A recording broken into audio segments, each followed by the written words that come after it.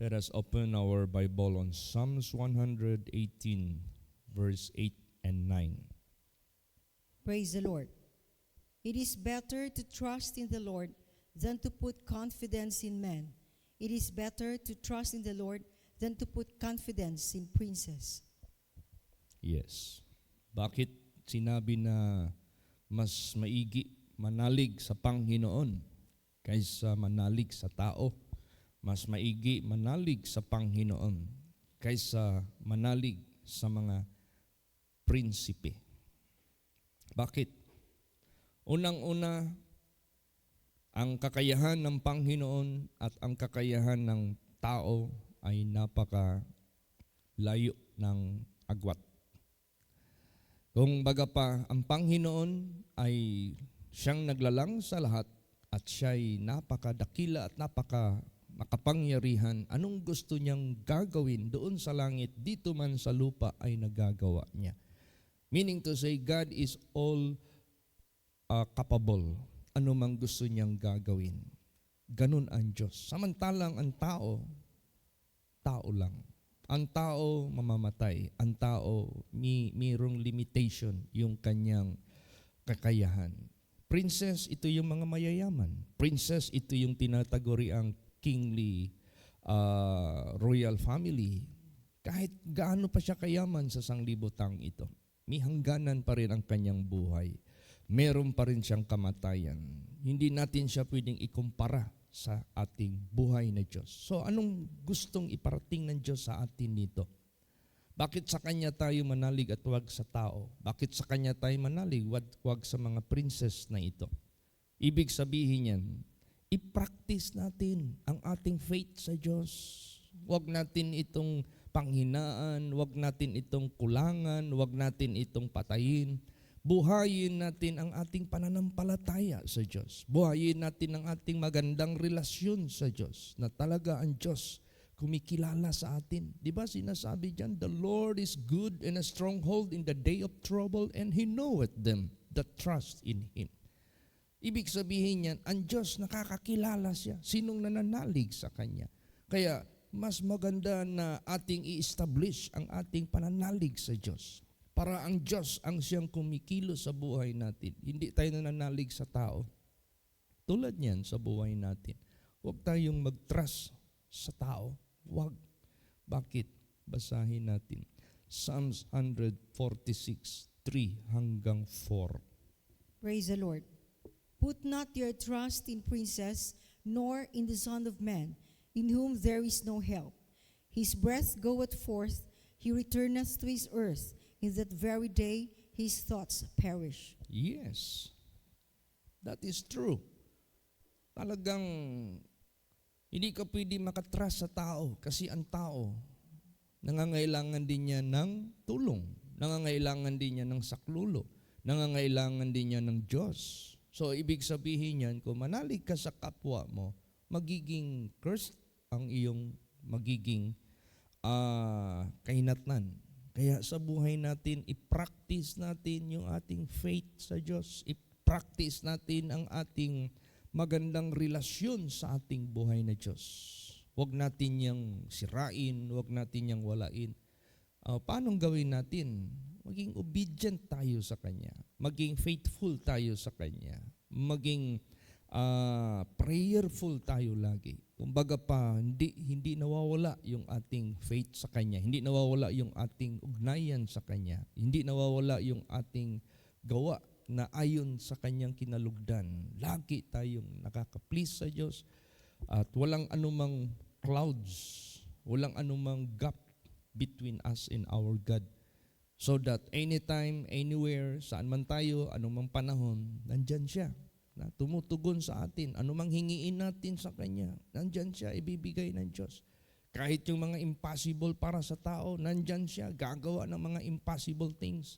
Because nothing is impossible with Him. All things are possible with God. Katulad na lang yung nangyari sa pamilya ng ating mga kapatiran, sina Brother Bernard tsaka si Sister Edith.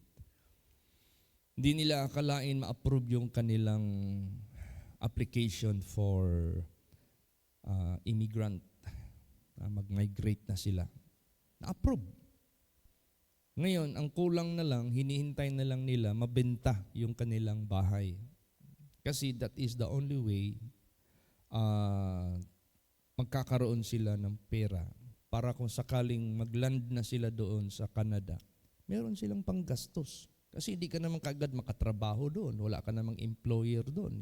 Hindi naman yung application nila na working para meron na silang work.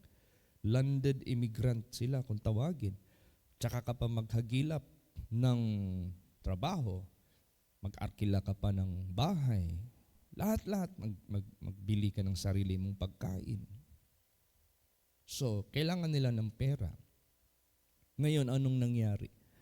Yung ini-expect nila na magbili ng kanilang property, na wala na silang ibang inaasahan, yun na lang ang hinihintay nila, bayaran yung bahay nila.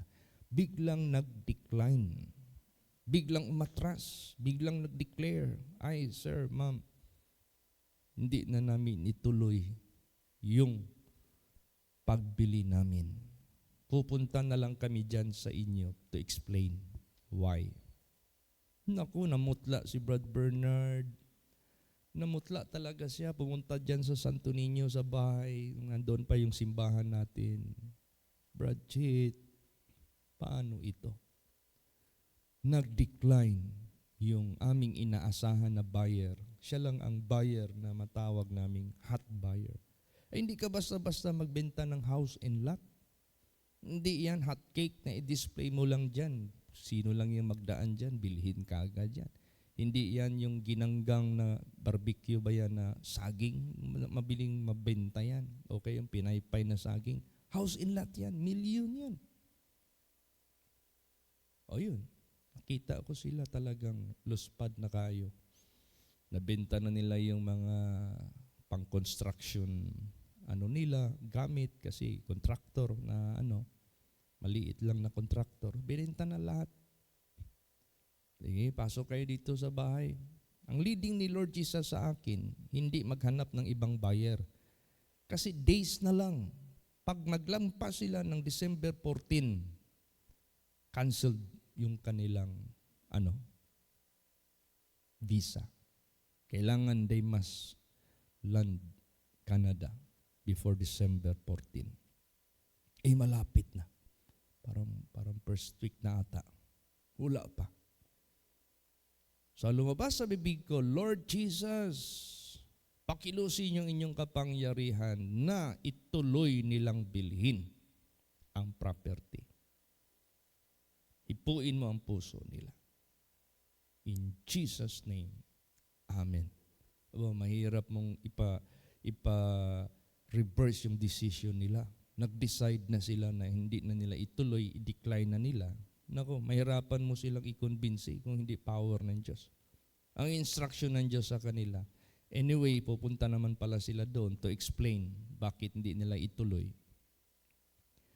Show kindness, show smiling face, pagdating sa bahay ninyo. Huwag kayong magalit. Ginawa lang nila yun. Then, nag-usap na sila. Sabi ni Sister Edith, Ma'am, anong dahilan bakit nyo hindi ituloy? Nanaginip ako. Sabi ng Anong panaginip mo, ma'am? Nasunog itong bahay mo. Para sa amin, bad omen yan. Masama yan na tilamadon ba na? Ma'am, sa panaginip mo, nasunog ang bahay na ito. Anong ibig mong sabihin? Na abo? Nahimo ba siyang abo kay nasunog? Wala man. Nagsigal lang mga nagkalayo pero wala man kikita na abo. Ma'am, nasa Bible yan. Ano ibig sabihin mo, Dit? Alam mo si Moses, yung burning bush, na nakipag-usap ang Diyos sa kanya, hindi nasunog yung bush na yun. Pero naglalagablab. That is the presence of God, ma'am. Presensya po ng Diyos nandito sa lugar na ito na bibilhin niyo. Aba, na-enlighten sila. Nabaliktad yung decision nila. Sabi nila, ay ganun ba? Tama nga, no? Sige, ituloy na namin. Tuloy. You see? Saan ka pa pupunta? Pupunta ka pa ng realtor, maghanap ng buyer? Saan ka pa pupunta? Punta ka sa Diyos. Walang mahirap sa Diyos. Praise the Lord. Ay nako, dinalahan sila ng cash doon. Tuloy yung ating dispedida party nung panahon na yun. Saya-saya nila. Malis sila na mapayapa. Masaya. To God be the glory. Kaya ganun sa buhay natin. Kailangan talaga wag manalig sa tao. Manalig ka sa Diyos. Kayang-kaya ng Diyos. Tulad ng mga pastors, kami mga pastors. Hindi naman instant, pagdating ko dito sa Davao Congregation, meron na tayong sariling simbahan. Hindi. Nag-aarkila tayo sa mapol. Ngayon, kailangan na ni Mesiyas ibenta yung kanyang property. Kailangan man doon pa rin tayo. Di man tayo ang bibili. Punta tayo sa Dunya Luisa. Pagdating ng Dunya Luisa, nag-arkila tayo doon. Sabi ni Abad, Mrs. Abad ba yun? Ay, malis na kayo dito, ibibenta na namin ito. Oh. Ngayon, kung wala tayong connection sa Diyos, saan tayo magpunta? Hini po yung puso ng tita ko para mag-donate ng lupa. By the grace of God, natayuan natin ang simbahan. Ngayon, nung masikip na tayo doon, hindi na tayo komportable kasi wala na. Pag June 15, hindi na tayo magkasya. Doon na naman tayo nanalig sa Diyos. Alang manalig tayo sa ating mga membro, wala namang halos walang-wala nga. Manalig tayo sa ating mga branches, mag-ipon tayo ng pera para magbili ng walang-wala din. Nanalig tayo sa Diyos, nangako ang Diyos sa atin, nagpahayag siya na hinanda na niya ang lupa. Pag sinabing hinanda na niya ang lupa, alam na niya anong gagawin niya. Praise the Lord. Tayo hindi natin alam anong gagawin natin, pero ang Diyos alam na niya anong gagawin niya. O naglibot tayo sa Davao, nagmarcha sa Davao. Meron tayong, nag-down tayo ng lupa dyan na malapit sa ilog. Kaso yung lupa, bakilid. Hanggang winidraw natin. Ito na. By the grace of God. By the power of God. Kung hindi ang Diyos ang kumilos, meron kaya tayong lupa? Meron kaya tayong ganito kalawak na lupa? Nung nag-start tayo magtayo ng simbahan, makatayo kaya tayo ng ganito. So, lahat-lahat yan. Pag meron tayong connection sa ating Panginoong Diyos, sa lahat ng kongregasyon ng Holy Place, sa lahat ng churches ng Holy Place, sa lahat ng mga pastors ng Holy Place, sa lahat ng mga membro ng Holy Place, may kanya-kanya tayong challenge sa buhay. I-practice mo yung faith mo sa Diyos. I-practice mo yung trust sa Diyos. Huwag sa tao. Huwag sa kanino pa man sa sanglibutang ito. Kasi buhay siya. Makapangyarihan siya. Tingnan mo yung problema ni King Hezekiah. Talagang dudurugin na sila ng kanilang kaaway na si King Sennacherib, King of Assyria. Saan pumunta si King Hezekiah? Anong pahayag ng Diyos kay King Hezekiah? Anong encouraging words lumabas sa bibig ni King Hezekiah? Dahil meron siyang pananalig sa Diyos. Meron siyang faith sa Diyos. Alam niya ang Diyos kikilos. Basahin natin anong sinabi dyan. 2 Chronicles 32 verse 8. Praise the Lord. With him is an arm of flesh, but with us is the Lord our God to help us and to fight our battles. And the people rested themselves upon the words of Hezekiah, king of Judah. Ayan. Dito natin nakikita, nakipag-cooperate ang people. Nanalig sila sa sinalita ni King Hezekiah na ang atin dito is God, the Lord, will help us sa kanila, arm of flesh. But with us is the Lord, our God, to help us and to fight our battles. And the people rested themselves upon the words of Hezekiah, King of Judah. Nag-cooperate sila, naniwala sila. So anong ginawa ng ating Panginoong Diyos doon sa mayabang masyado na hari? Sabi pa ng mayabang na hari, Sino yung Diyos ninyo? Makaligtas sa aking kamay. Lahat ng bansa na inatake ko na mas malakas pa sa inyo, na mas makapangyarihan pa sa inyo, na mas marami pa sa inyo, tinalo ko nga sila. Yung Diyos nila walang nagawa, yung ding Diyos ninyo walang magawa. Paano yung Diyos ng mga bansa na inatake niya? Ang Diyos nila, idols. Mga imahin lang, mga gawa lang ng tao. Huwag mong ikumpara sa Diyos ng Israel. He is the true and the genuine and the living God who created everything.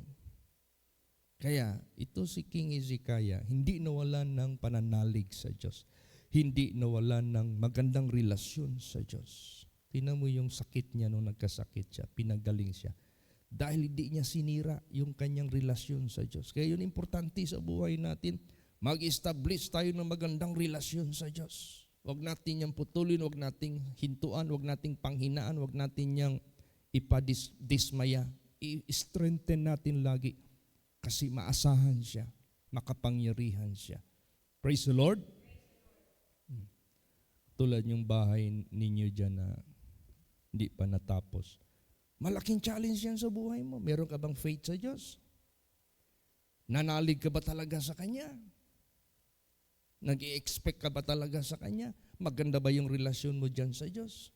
I-establish mo, tingnan natin. Kikilos yung kapangyarihan ng Diyos. Katulad sa amin, plano kami magtayo ng parsonage. Anong ngayon? Mag-pray ka muna, Lord Jesus.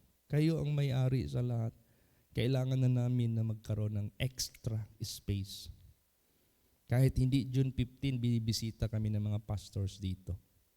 Kaya naman doon na lang namin yan sa banghouse patulugin. Yung banghouse, wala na. May mga aluhipan na dyan. Marami ng mga sawa dyan o kubra dyan sa ilalim. Kasi wala na yan eh. Hindi na yan halos, livable.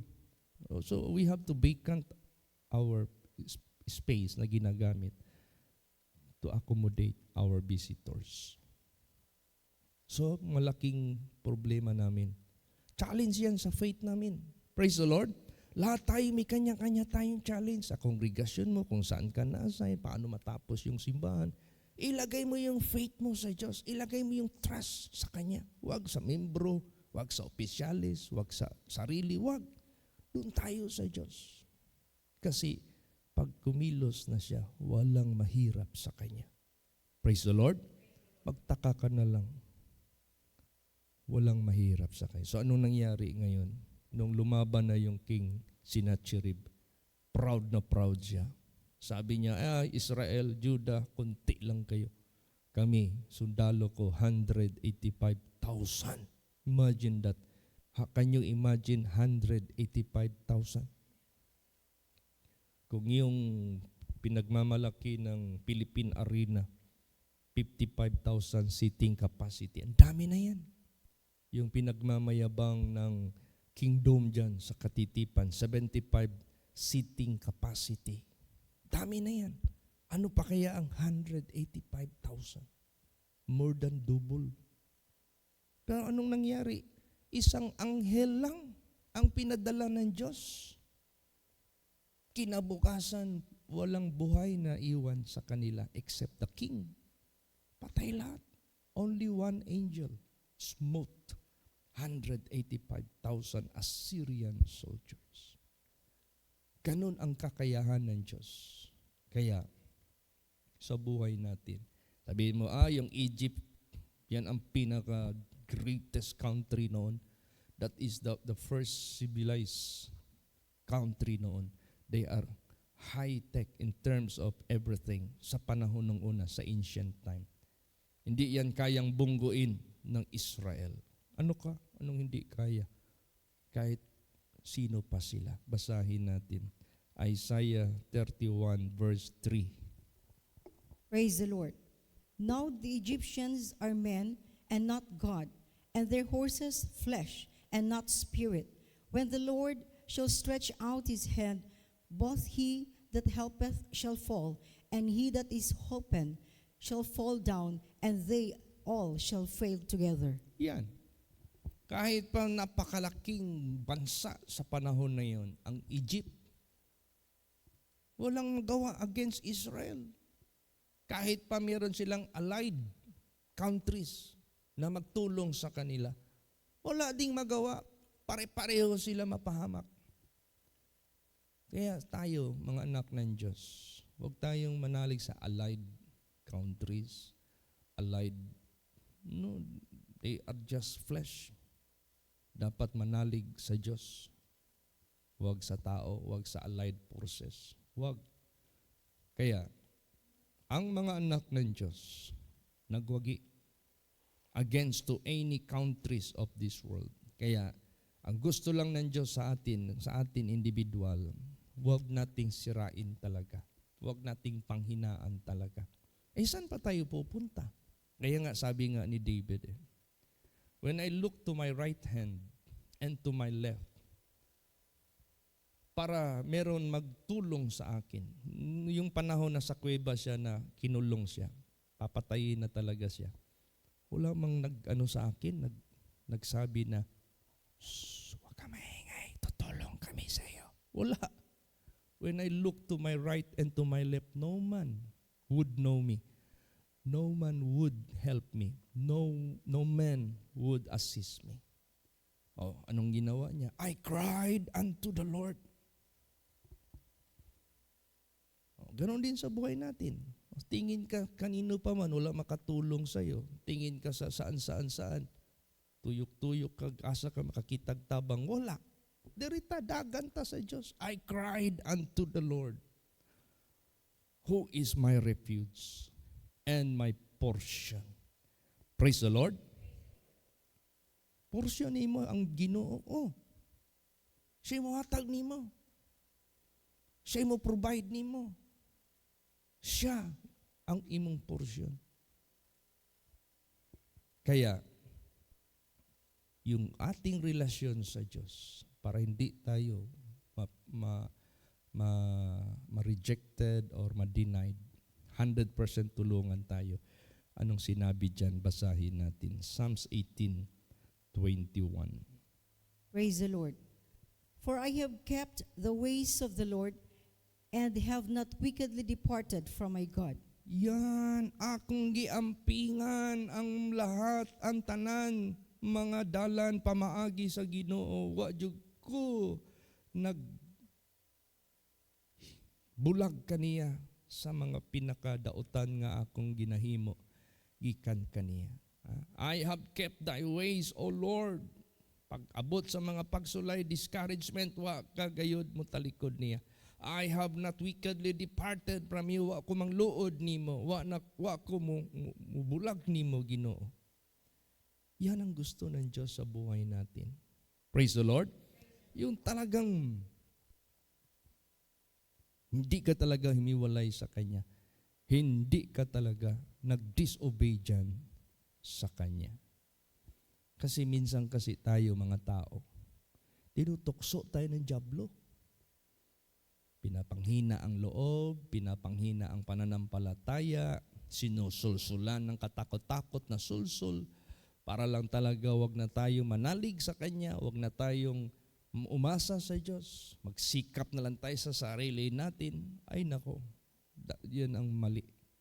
Wag tayong mag-depart sa Diyos. Wag, i-establish ang pinaka-the best sa lahat. Establish your relationship with God. Be strong in the Lord because God is your helper. God is your deliverer. God is your provider. God is your success. Basahin natin na huwag mangyari ito sa atin. Hebrews 3:12. Praise the Lord.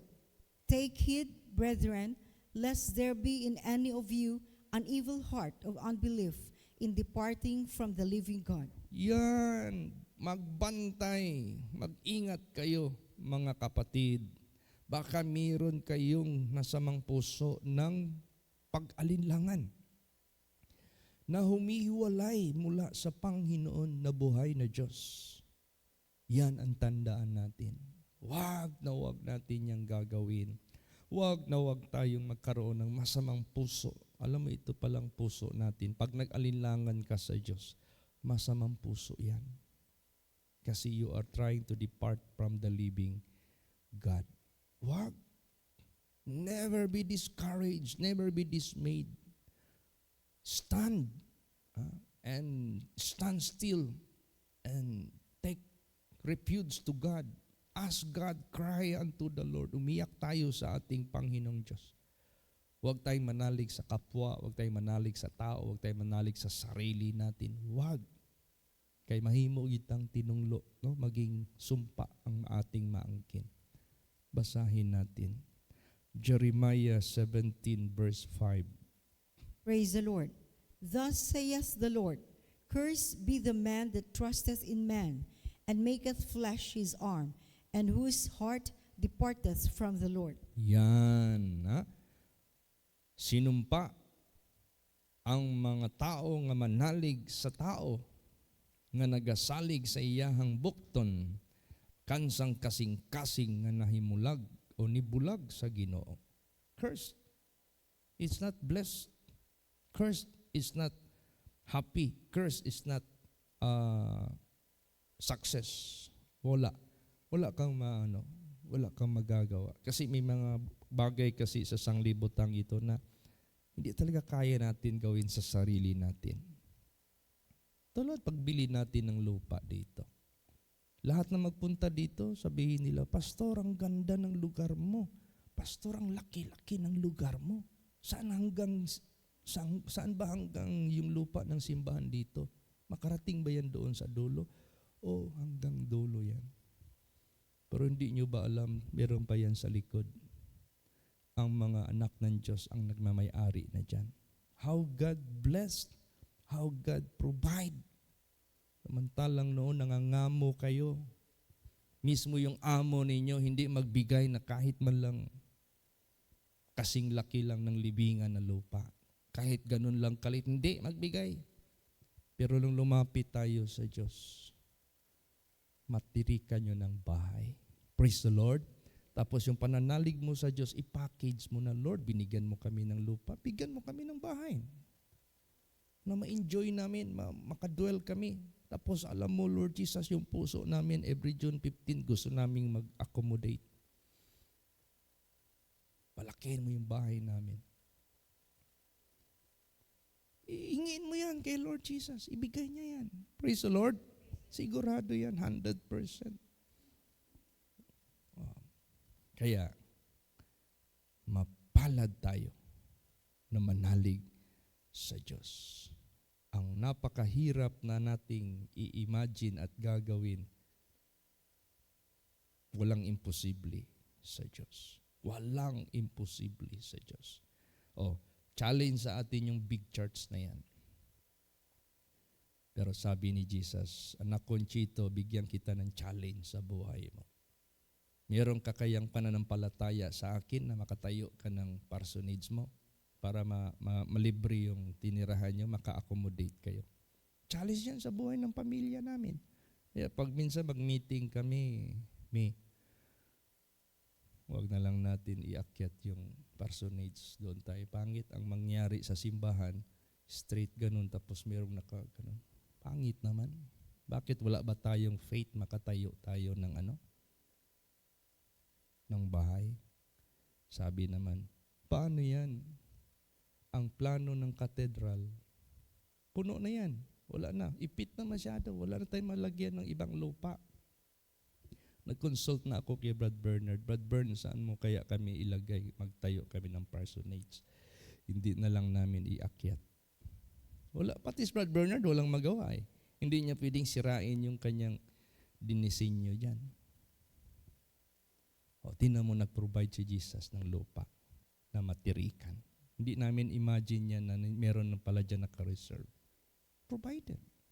Yung may-ari niyan, inuna mo nag-provide ng house in lot para hindi na sila ma-pressure mag-ask ako ng favor. Meron na silang sarili. Tingnan mo. Praise the Lord. So ang challenge naman sa amin, anong itatayo namin dyan? Cry unto the Lord. Huwag kang manalig sa mga bagay na kikita mo. Huwag kang manalig sa bagay na sa sarili mo. Trust in the Lord kasi siya lahat ang magbibigay. Kaya basahin natin, masarap panalig sa Diyos. Psalms 40 verse 4. Praise the Lord. Blessed is that man that maketh the Lord his trust, and respecteth not the proud, nor such as turn aside to lies. Yan, mapalad ang tao na mananalig sa Panginoon. Hindi nila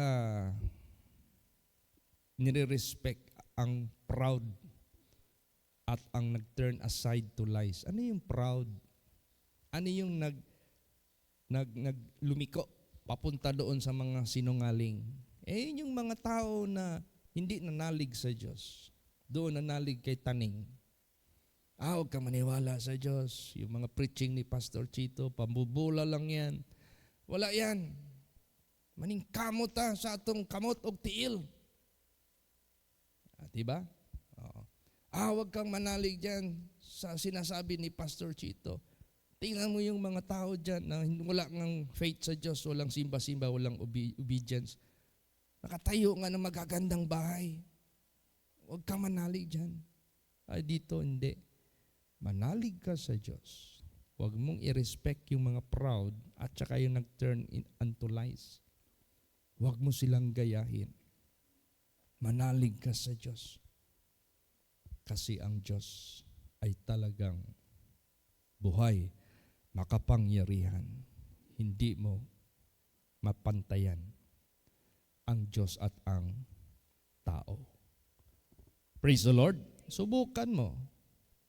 Huwag mong biru-biruin yung pananalalig mo sa Diyos. Huwag mong biruin yung relasyon mo sa Diyos. Totohanan mo, di ba? Totohanan ka rin ng Diyos. Sabihin mo rin na, Lord, hindi ko lang ito gagawin ngayon lang.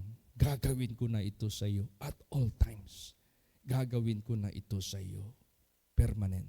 Hindi ko na sirain yung aking faith, hindi ko na sirain yung aking relasyon sa iyo. Diyan na ako sa iyo forever. Kasi matapos ang challenge number 1, meron naman challenge number 2. Praise the Lord. Example, makatayo ka nga ng bahay, wala namang laman. Walang kagamit-gamit, maghiga ka dyan sa sahig. Challenge na naman yan. Praise the Lord. Pagtapos mapuno yan ng gamit, meron ka na namang babayaran na mga monthly bills. Challenge na naman yan. So yung ating pananalig sa Diyos, hindi lang for one problem or 2 or 3. Gawin natin yan all times. Praise the Lord. Kasi habang nabubuhay tayo sa sanglibutang ito, hindi na. Kaya nga may kasabihan, ang tao na walang problema, abnormal. Ang tao na normal, meron talagang problema. So kung meron tayong problema or challenge, yung problema, challenge yan eh. Kung ato ba ng daog o sila mo daog nato, dapat kita mo daog nila. Dagan ta digto sa Diyos.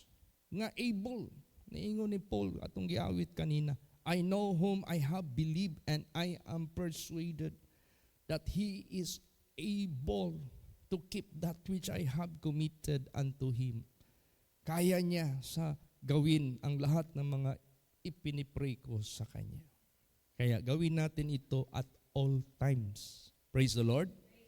Basahin natin. Psalm 62, 8 and 9. Praise the Lord. Trust in Him at all times, ye people. Pour out your heart before Him. God is a refuge for us. Surely men of low degree are vanity, and men of high degree are a lie. To be laid in the balance, they are altogether lighter than vanity. See? Diyan sa Panginoon, hindi siya nawawala, hindi siya namamatay, hindi siya nanghihina, hindi siya tumatanda, hindi siya nagkukulang. Yung resources niya, walang kinutuban. Anong walang kinutuban? Walang hangganan. So, pwede mong gawin ang pananalig sa Diyos at all times. All your challenges, ibigay mo sa Kanya. Kaya yan lahat. Kulang pa yung challenges sa buhay mo. So, at all times, manalig tayo sa Diyos. Ibuhos natin yung puso natin sa Kanya. Siya yung ating refuge. Siya yung ating ampunan. Siya yung ating dalang panan. Ano man, ang low degree and high degree nga naa dinha makita sa kinabuhi sa tao, kung ato nang ibutang sa timbangan, mas magaan pa sila kaysa walay kapuslanan. O di ka makasalig nila. Diri kita sa Diyos, diri kita sa buhing Diyos. Paano yan, Pastor Chit? Kung darating ang panahon, palibutan tayo ng maraming pagsubok, maraming problema. Ay, huwag kang matakot dyan.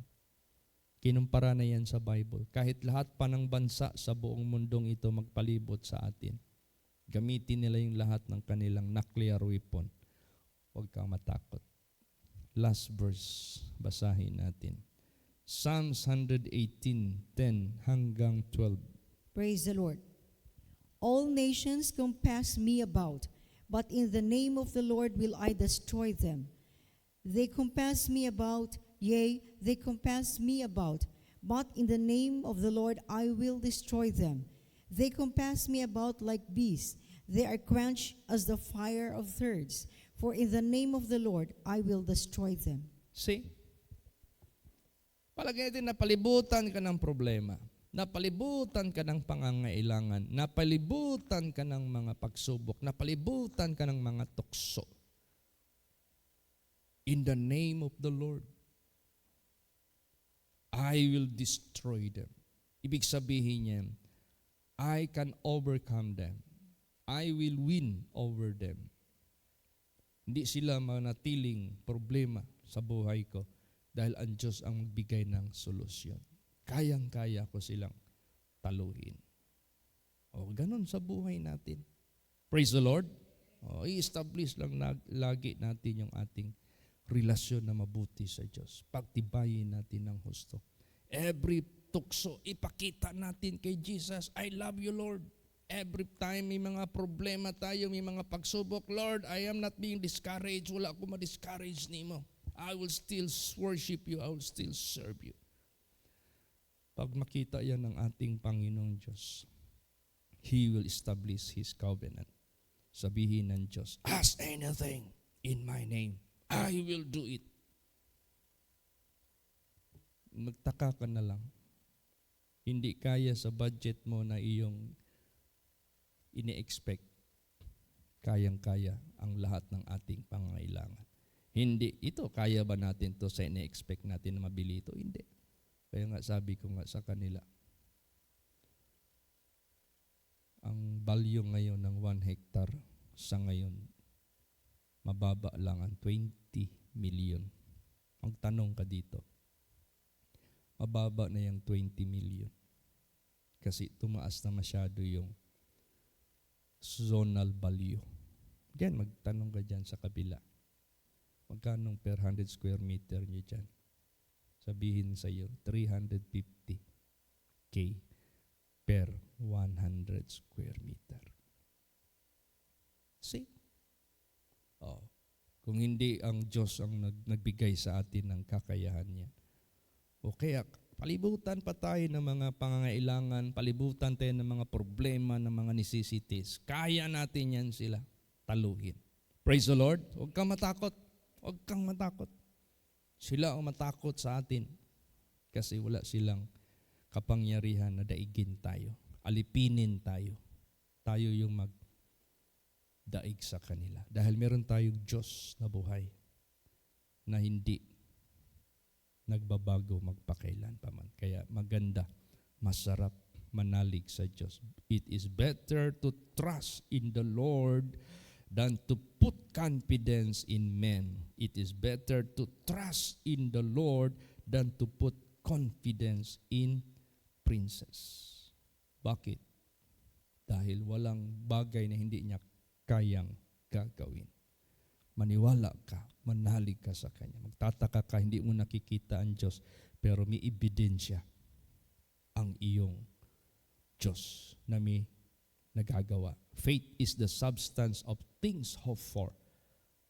Kaya kung yung faith natin, wala tayo dito, useless yung faith natin. Pero dahil sa faith natin, nandito tayo. Naapakan natin yung lupa na sarili natin. We are no longer renting. Praise the Lord. Napapasok natin yung simbahan natin na sarili natin. napapasok natin yung bahay natin na sarili natin. Sarili natin, yes. Noon, alam mo, nung unang panahon, hindi pa tayo nagkaroon ng faith sa Diyos at lumapit sa Diyos sa ating pangailangan. Wala man tayong sarili noon. Magbiyahe ako, ang dami kong makikitang gagandang simbahan.